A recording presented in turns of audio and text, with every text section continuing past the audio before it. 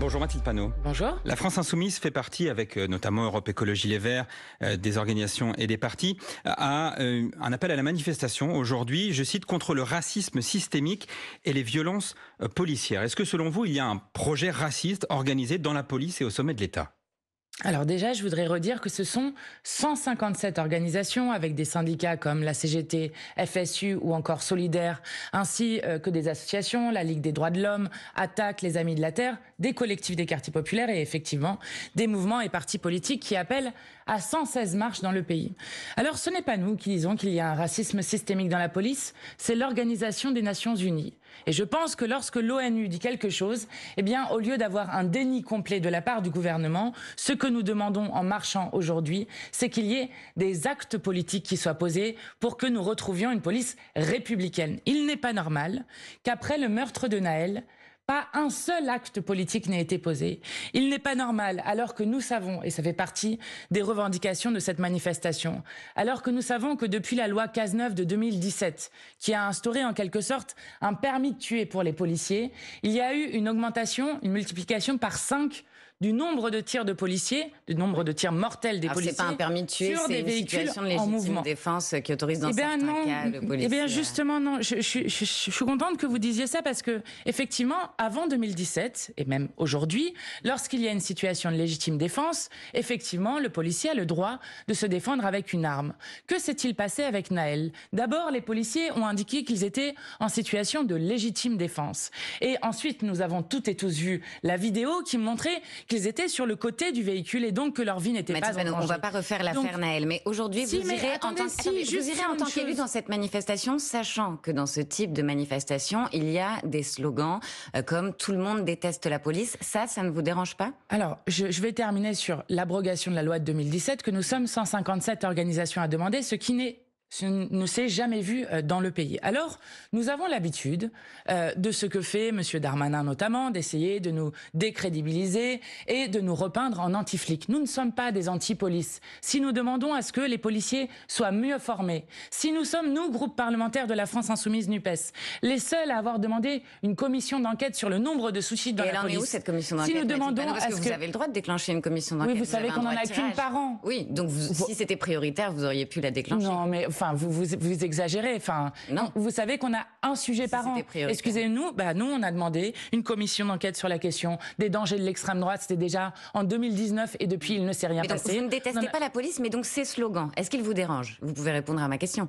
En tant qu'élu, c'est votre place. Je ne les ai jamais chantés. Mais être aux côtés de manifestants qui scandent tout le monde la police. Et vous avez demandé à toutes celles et ceux qui ont été dans les manifestations retraites, au lieu d'être sur des petites choses politiciennes comme ça, comme le fait le ministre, interrogez-vous sur pourquoi maintenant dans toutes les manifestations retraites, lorsque à la fin des manifestations, même quand il y a des millions de personnes dans la rue, eh bien vous avez une instrumentalisation de la police qui fait uniquement répression pour le pouvoir. Donc vous ne quitterez pas la manifestation. Vous êtes interrogé sur le fait.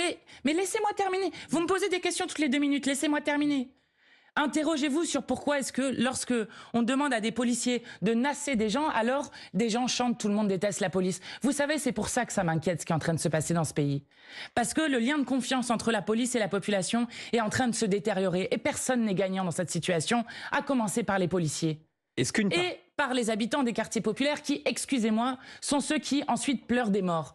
Donc maintenant, il faut retrouver une police républicaine, retrouver de la raison, et c'est ce pourquoi nous marcherons aujourd'hui. Comment vous expliquez qu'une partie de la gauche, notamment le Parti socialiste, le Parti communiste, n'ont pas souhaité se rendre à la manifestation cet après-midi, notamment pour éviter d'être, je dirais, amalgamés à certains de ces slogans ?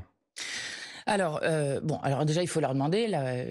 C'est eux qui. En l'occurrence, on leur a demandé. C'est eux qui répondent sur les différentes revendications qui sont portées dans cette marche. J'observe que vous avez beaucoup de départements du Parti communiste français qui ont d'ores et déjà annoncé qu'ils allaient participer aux marches. Je pense notamment à la Seine-Saint-Denis, mais il y en a d'autres en France qui participeront à ces marches qui ont lieu partout dans le pays. Pour celles et ceux qui sont en Île-de-France, c'est à 14h30 à Gare du Nord. Ensuite, je remarque juste que Monsieur Roussel, qui est celui qui effectivement a dit cela, était moins gêné de manifester avec des syndicalistes policiers devant l'Assemblée nationale en expliquant que le problème de la police, c'était la justice. Et n'était pas... Enfin bon, il faut arrêter avec tout ça. On est en train de marcher pour quelque chose de sérieux, qui est en quelque sorte la défense de la République. Parce que la République, c'est d'abord un régime de liberté. Parce que la République n'est rien sans son peuple et que nous avons eu 1149.3 l'année dernière et une réforme des retraites qui a été passée en force.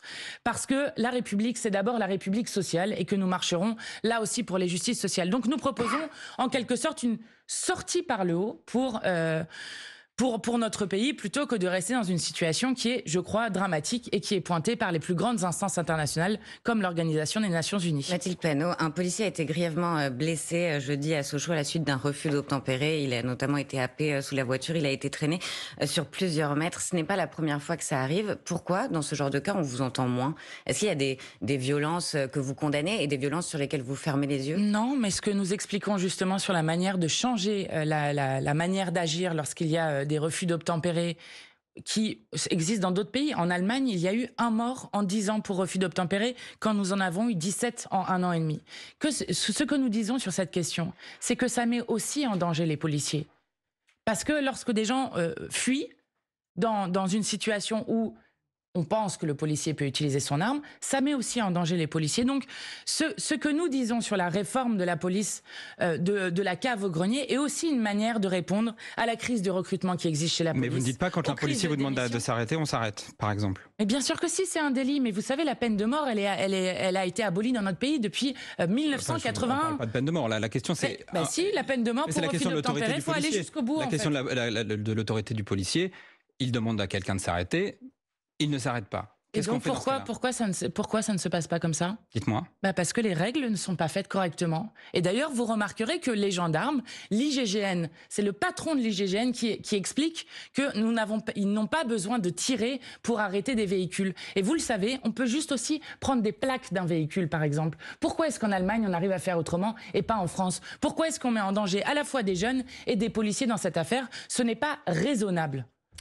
Mathilde Panot, on se retrouve dans un instant, juste après le fil info à 8h40 avec Elia Berger. Le pape François dénonce la peur et l'indifférence face au sort des migrants qui traversent la Méditerranée. Le souverain pontife va célébrer cet après-midi une messe géante au stade Vélodrome au 2e jour de sa visite à Marseille. Au menu également, rencontre avec Emmanuel Macron et déambulation en papamobile. Les putschistes au Niger critiquent des agissements perfides du secrétaire général de l'ONU, la junte, accuse Antonio Guterres d'avoir fait obstacle à la participation de leurs représentants à l'Assemblée générale des Nations Unies. Une ingérence dans leurs affaires intérieures, disent les militaires, avec la complicité de la France, selon eux. Les séparatistes du Nagorno-Karabakh commencent à rendre leurs armes, dit la Russie, après leur capitulation face à l'offensive éclair de l'Azerbaïdjan. Bakou et les séparatistes négocient aujourd'hui le départ des troupes de cette enclave peuplée d'Arméniens en majorité. En Ligue 1, Monaco perd pour la première fois de la saison. Défaite contre Nice hier soir, 1-0 à domicile. Pourtant, les Aiglons sont provisoirement en tête de Ligue 1. France Info. Le 8-30 France Info, Agathe Lambray, Jean-Rémy Baudot. Toujours avec Mathilde Panot, présidente du groupe La France Insoumise à l'Assemblée nationale. La députée insoumise, comme vous, Sophia Chikirou, a comparé le communiste Fabien Roussel à Jacques Doriot, une figure de la collaboration. Et ses propos ont été soutenus ensuite par Jean-Luc Mélenchon. Donc pour vous, Fabien Roussel est un collabo? Non, et Fabien Roussel n'est pas Doriot.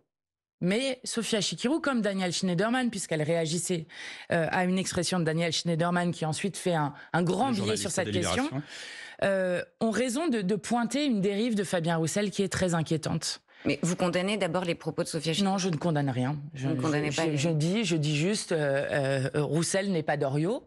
Mais vous connaissez le pédigré de Jacques Doriot, Mathilde Panot? Oui. Vous savez ce qu'il a fait? Oui, je sais. Dites-nous. Un maire communiste qui a ensuite collaboré, qui a été un des pires collaborationnistes, notamment sur des questions antisémites et avec combattu sous l'uniforme nazi. Tout à fait.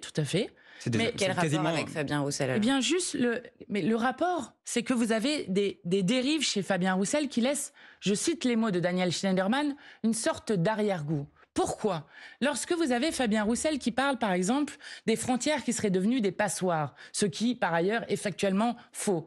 Lorsque Fabien Roussel parle de la France des allocs, eh bien, je m'inquiète de certaines idées qui avalisent des thèses de droite, voire parfois d'extrême droite. Donc, Fabien Roussel, et c'est ce que nous disons ici, doit choisir son camp.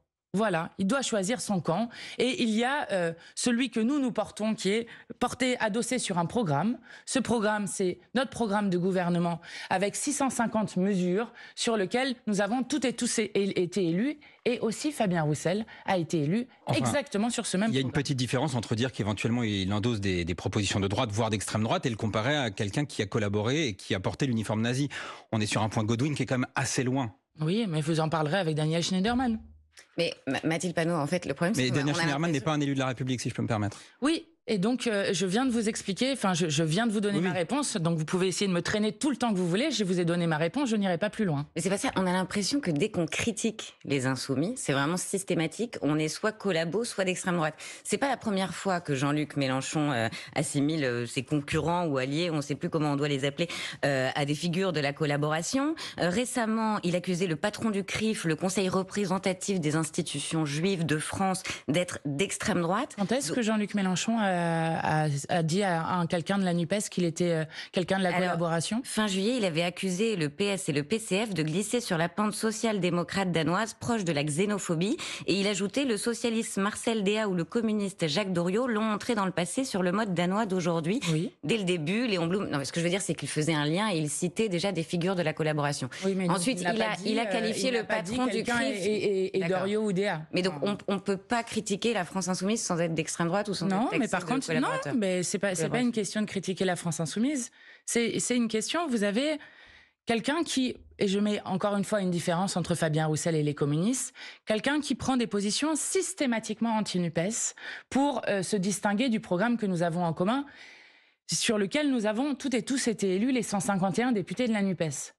Donc, je crois que c'est aussi notre rôle de responsable politique d'alerter sur des dérives qui se passent sur des choses et de dire que nous ne sommes pas d'accord avec un certain nombre de thèses qui sont portées, parce que ce que nous voulons redire dans ce pays, c'est que la NUPES, si elle était unie, réussirait à battre non seulement Emmanuel Macron, mais aussi Marine Le Pen, et que c'est cette opposition ferme de dire qu'il existe une alternative dans ce pays qui doit rester notre ligne directrice. Voilà ce que nous disons. Donc nous avons raison d'alerter sur le fait qu'il faut faire attention à ce que des choses ne glissent pas comme ça et qu'à la fin on se retrouve avec un programme qui n'est plus du tout ce qui nous unit, alors que la seule chose qui a construit la NUPES, c'est le programme avec un choix des électeurs qui, je le rappelle, ont choisi que ce soit un programme de rupture. Mais peut-être la réalité politique de 2022, des législatives, n'est plus exactement la même. Aujourd'hui, est-ce que Jean-Luc Mélenchon a toujours éventuellement envie de cette NUPES ?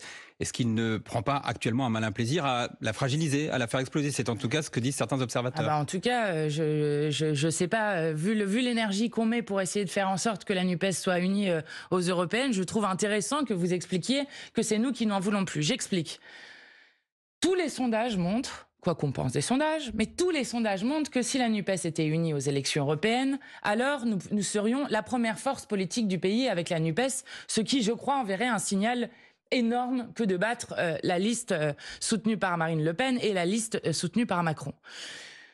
Nous avons pour cela proposé la tête de liste aux écologistes. Je ne vois pas ce qu'il y a d'hégémonique ou de vouloir détruire la NUPES que de proposer aux écologistes de porter la tête en disant pour nous ce n'est pas un problème, allons-y. Parce qu'eux n'étaient pas d'accord sur le fond. Nous avons ensuite soutenu les jeunes, les organisations de jeunesse, notamment avec les jeunes écologistes dedans, mais aussi les jeunes insoumis, les jeunes de génération et les jeunes socialistes, qui ensemble ont travaillé tout l'été pour construire 166 propositions qui sont des propositions communes à nos organisations pour montrer qu'il était tout à fait possible de faire un programme commun sur les européennes.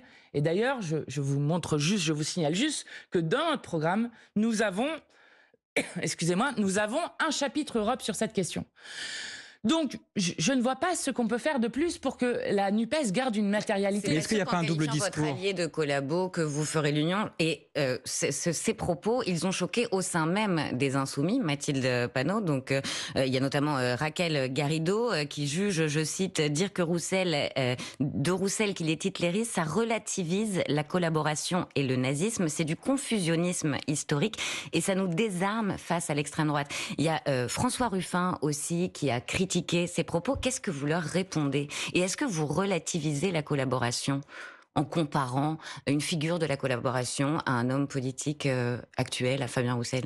Mais évidemment, je relativise la collaboration. Enfin, vous vous rendez compte des questions Raquel Garrido qui est membre de la France Insoumise. Oui, mais non, mais Raquel Garrido n'est pas en train de dire. Enfin, faut arrêter d'essayer de faire monter cette polémique encore plus. Il y a eu une story qui a été vue par 700 personnes qui reprenait quelque chose que Daniel Schneiderman avait fait, qui s'en est expliqué dans un long billet de blog. Point. Non, Roussel n'est pas Doriot. Nous nous inquiétons d'une dérive vers l'extrême droite. Point.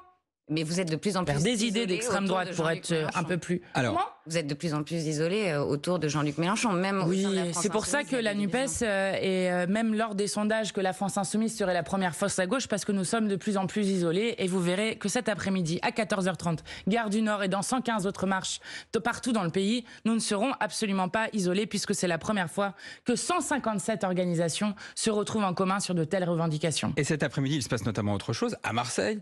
Il y a les manifestations où notamment seront Manuel Bompard, mais il y a aussi le pape à Marseille qui a pris des positions politiques très engagées sur la question des migrants. Est-ce qu'on peut faire un raccourci rapide, parce qu'il nous manque de temps, mais entre finalement le pape qui est presque votre allié sur les questions migratoires à appeler à plus de solidarité, à plus d'humanité?